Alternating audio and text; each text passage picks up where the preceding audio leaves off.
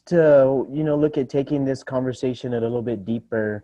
I know that permaculture, organic farming is really a practice of agriculture. But, just looking a little bit deeper into the principles and values of permaculture, of organic farming, and give me 1 second, okay, baby love? I'll be right there. Sorry, that's my daughter. Um, so, just wanting you all to consider that permaculture is it's a language that attempts to guide a person towards a way of living and knowing that is in balance with nature and in collaboration with nature and all of nature's elements and all of nature's relations. Indigenous and land-based people have for a very long time um, practiced and lived in a way that I think permaculture and organics, at least the principles, attempt to define through its language. So I think the trick here and how we can apply that is how do we take the principles and values of permaculture, the principles and values of biodynamic farming, of organic farming, the principles and values of our religions and our spiritual beliefs, our community, our families, and how do we actually apply those to real life, right? I think that's the key here. And I think that in any of the spaces you all navigate, when you apply these values, what it promotes is health, and how that health can define our collective experience, how it can define our happiness, our fulfillment, and our ability to exist in the spaces that we exist with peace. And I think the thing about permaculture and biodynamic farming and the other practices is that it's rooted in food. And if we look at the history of our food system, um, we we see a degradation, and acknowledging that degradation and its relation to colonialism and its relationship to extractive practices, the industrial era, and other moments in time in human history that have sent us towards a dark age of understanding, especially with how we relate to the earth. And seeing that after 500 years, indigenous communities still are existent, are practicing indigenous and land-based life ways, have molded and become amalgamations in some cases, and are still surviving and working the land. Um, and not just indigenous communities, everybody has, for the entire history of the United States, been benefiting from the permacultural, biodynamic, regenerative practices of indigenous people. And I think what makes it very evident is not only the documented flora and fauna health when the first Western folks came to these lands, but also if you look at communities, especially throughout the Southwest, like the Picaris Pueblo, you will find in its llanos, in its highlands, permaculture at a massive extent, and those systems, um, really have the potential to create health, to be able to sustain communities at large. So it totally destroys the paradigm of we need industrial food systems to feed the poor, to feed people who are starving, to feed third world countries. No, as a matter of fact, we need permaculture and organic and biodynamic farming and traditional life ways in order to tackle what we need to tackle as a human element to this natural environment. So I think it's important that we, as a community of permacultural practitioners or biodynamic practitioners or just human beings, to acknowledge our participation and existence in what is today by building healthy and just rooted relationships with a diverse community and elements, and always support diversity, equity, and inclusion in the spaces that we are, and create space, because what we're really aiming towards is health. And I think that's what permaculture is attempting to define, is health. And it's a pathway. It's there's permaculture practices in the Bible, in the Quran, and in every religion. And I think if we were to actually practice that in our nature, we would be more healthy, and so would our community. So I just wanted to drop that on you for a food for thought, and want to pose a question out to get people to talk and to consider, and also encourage you all to share some of your thoughts.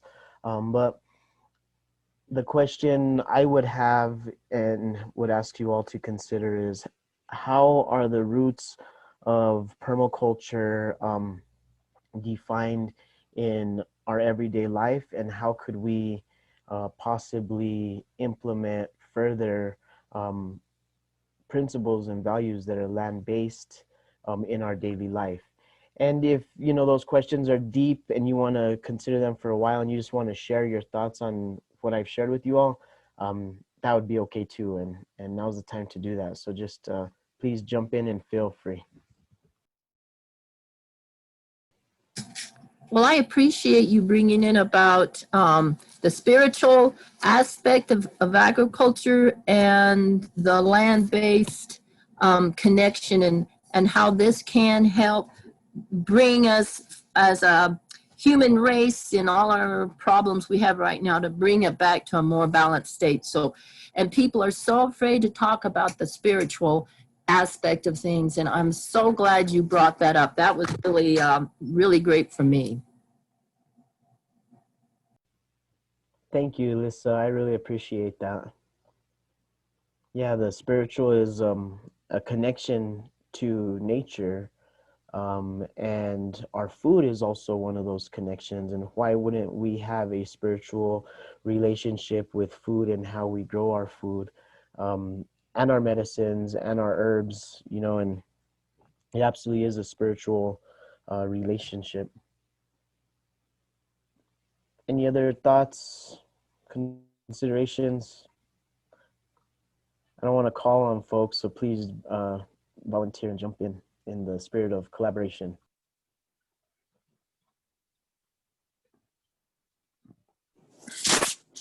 I really appreciate that discussion we had, and I think me and Karen shared our perspective on the YouTube video that Andy posted. But I like to view permaculture as being able to, like Auntie Gandhi mentioned it, being able to use things over and over again and have multiple purposes. Because we were raised on Navajo reservation and with limited resources, so we did have to find multiple functions, multiple uses for different things, and that taught us the value of what we had, and the value of the limited resources our planet has, and learning to share them with other people.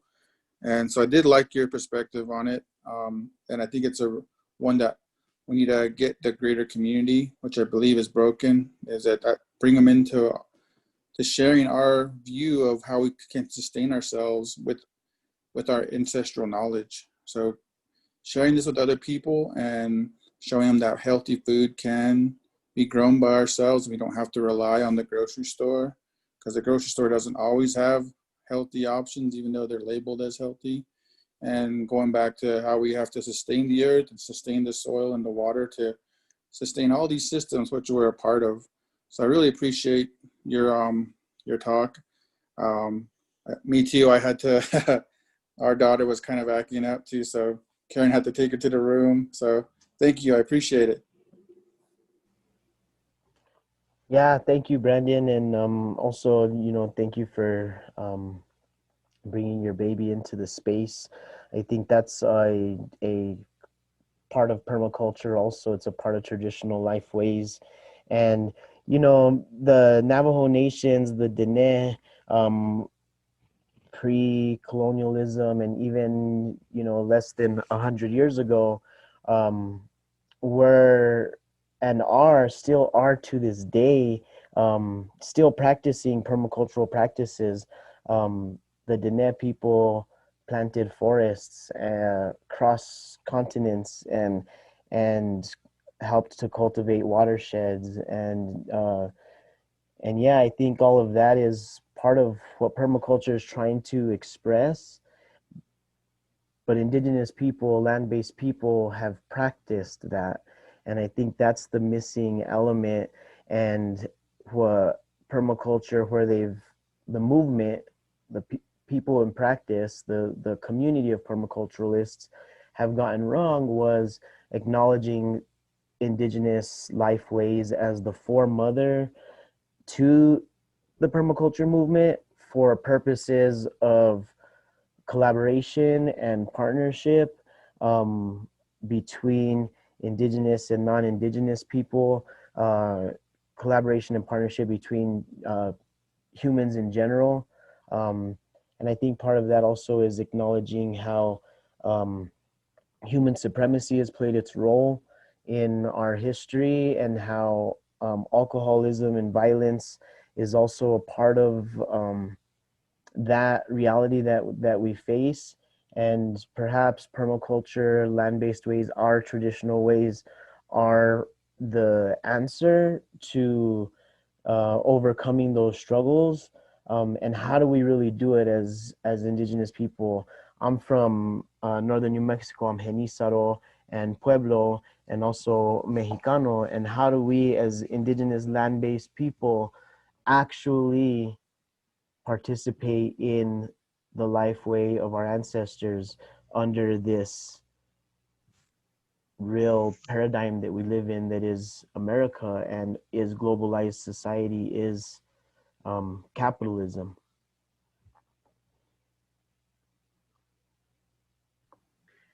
Joseluis, thanks for sharing, and thanks Brandon and Karen for your video. One of the things that really struck me was the idea of just permaculture and all of the indigenous agricultural practices being innately long-term, like having the idea of not just one growing season, but like into the future and connecting with the past as well as one of the big things. And I had to catch myself just now because I feel like there's such what we now call conventional agriculture in our dominant society. It's like I was about to call it regular agriculture, and I was like, no, that shouldn't be regular. And it's something that's actually extremely new in the grand scheme of things, and using chemical inputs, using big machinery, large scale monocultures, that's new, and it's not necessarily a good thing, and it shouldn't be seen as the default overall. And so I just caught myself now almost thinking that as just like, oh, this is the baseline, but it's not. And I think that our the dominant culture in our society right now really struggles with the idea of everything should constantly be moving forward to some new technological advance. And so I think with the idea of permaculture coming in, people who were starting that probably did just want an alternative to what was the mainstream industrial version, and then they're like, okay, let's call it something new because people want to be moving in this forward direction, and it's looked down upon to go backwards. But there's so much knowledge that is from the past and from these long-standing traditions that I think we have to just change that paradigm, that we should be acknowledging the wisdom of the past and not just saying like, oh, we have to invent something totally new and take credit for it, when realistically it's been happening for so long before we got here. Thank you so much, Melissa. You are absolutely synchronized with, you know, some of the things I'm feeling, and also, you know, what I was, you know, attempting to explain. And I appreciate your input. you know, I think it's also rooted in our everyday of life, right? Permaculture isn't just an agricultural practice. It's a everyday practice, and part of the roots of permaculture and biodynamics and other land-based ways are to observe and to really look at our surrounding and work with our environment.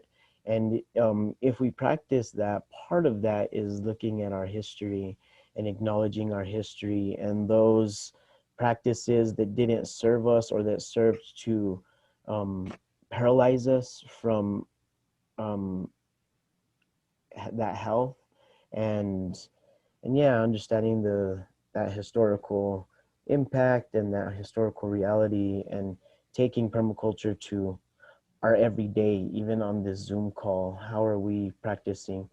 And then going beyond that, permaculture is again a language that really attempts to just define how we exist, and how do we create our own permaculture and how we exist and take on new values and principles that, you know, come from other spaces and expand upon it to a way of life. Could you just briefly tell me what you did when you came back from Albuquerque? If you did anything, if you did something particular with your family farm? Sure, yeah. So let me just start by saying I'm from Embudo, New Mexico. It's a small land grant community that used to be a pueblo in northern New Mexico. It's in between Taos and Espanola in the canyon. And my family has been here since time immemorial. Uh, Part of my family was granted this land because they're original Pueblo people, but the Pueblo, the tribe itself in this area, um, ceased to exist for many different reasons. So what became of the local people, um, um, many of them left, some of them stayed, some of them mixed in. My family stayed, and they were granted a land grant in this land, and this from then on, my family remained here. And I left my community about um, 11 years ago, 10 years ago, to get out of the craziness that was the alcoholism and drugs, and to find success. And I went out to Albuquerque and um, found myself really struggling to survive with land-based skills and practices, and even just becoming. And I found myself participating and working at a nonprofit organization called Los Jardines Institute.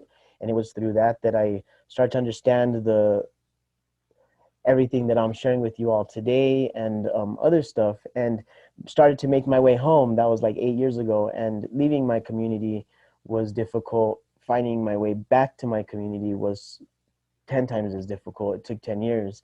And finally coming back, I live in my grandmother's home, and my community land, my family's land, which my grandparents bought back from families that had purchased it from her ancestors when the land was privatized, or the land grant was privatized.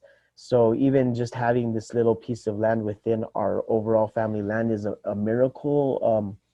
Because poverty, a lot of the local community members sold out and left. There's this phenomena of exodus in New Mexico by land-based indigenous. A lot of Genízaro, a lot of Pueblo people leave. So coming back home, not only challenges of whose land is whose, and where can I plant, and where is the space to cultivate life, really raised the question of being almost a refugee in my own homeland, homeless in my own homeland. My aunt owns my grandmother's house, the house that I live in. You know, it's very complicated relationships within families. So the first thing that I did was um, go to my auntie, who's the oldest one on the property, who has a piece of land just down the way, and ask her to plant a garden with me. And together we cultivated that land. We had to carry the water through all of my family's pieces of land to arrive at her piece of land, which sits almost at the bottom. And in that process of carrying the water, it forced me to exist with my other uncles and aunts who don't have good relationships with other family members, and be somewhat of a peace maker. And I also work in Española at the Northern New Mexico College. I'm the Green Roots Institute land-based programs liaison, and we're working with the college to develop land-based ways of living and knowing projects, programs, and spaces that will support the continued culture, land-based agriculture of northern New Mexico, indigenous land-based agriculture um, in the institution. So I was doing both that and taking what I had learned in Albuquerque and really trying to heal. And I think that's an important piece to permaculture and biodynamics, and everything is healing, right? How do we heal ourselves to heal the earth, or how do we heal the earth to heal ourselves? And yeah, I've been here for about a year and a half, and I've gone through a couple growing seasons and have been very productive. I think I've never been more financially healthy in my life, um, feeling well off financially, like I can support my family and my daughter and my partner. And I think that speaks to the how biodynamics and how permaculture and how my traditional land base, I come from a farming family, I grew up doing this, going back to it and applying other things that I've learned has been really abundant. It's helped me and my family flourish in this short period of time. So yeah, in practice, I feel it works. We have 3 minutes, so can somebody please share 3 minutes worth of your insight? I just wanted to read. I don't know if Stephen Glass has access to audio or not, but he wrote in the chat. He says, "For me, permaculture is a return to the way of seeing human beings as part of the ecosystem instead of seeing the ecosystem as something to be utilized by human beings," which I think that's a great point. Steve, if you have audio, you're welcome to hop in and contribute. But I think that's a great sentiment. I do have audio, Melissa, but I don't have a lot more to say. I mean, you know, as an informal educator in ecology, you run into kids, especially in the urban environment, that have no idea where their food comes from, except for the grocery store. And it's always kind of, and I think, you know, over the years, the centuries of European occupation of North America, this whole concept of ownership of not only land but resources has undermined the traditional ways of agriculture that we've been discussing, that was discussed in the video and that has continued to be discussed. So to me, if we could instill that understanding of us human beings being part of the ecosystem rather than beneficiaries of the ecosystem solely, I think we would do a lot more. We would do a lot better in preserving our resources for future generations. That is an absolutely wonderful point, and I really appreciate that that you shared. And you know, going back to the beginning of this conversation, and to just close things out with us, is seeing ourselves a part of our environment. I think is part of what is the root of indigenous practices and indigenous life ways, land-based life ways. And indigenous goes back to time immemorial, the beginning of time, from all continents, from all lands, and these practices are natural ways, and us finding that rhythm, whether that be through how we farm, how we garden, how we engage one another in relationship, is how we see ourselves a part of nature. And it immediately puts these priorities at place which are priorities around protecting the environment, our priorities around protecting people, our priorities around social justice, around what's missing, the incredible need for diversity, whether that be microbial or human diversity, the soil biome, human biome, our own personal health, the health of our families, the issues of diabetes and cancer in all of our families, the rare diseases that we're facing, and our food, what we're ingesting. So that was a lot, and I really appreciate everybody's participation. I'll share my email if you all want to continue the conversation, and I'm open to any ways that we could collaborate for this better health paradigm shift to empower all of us.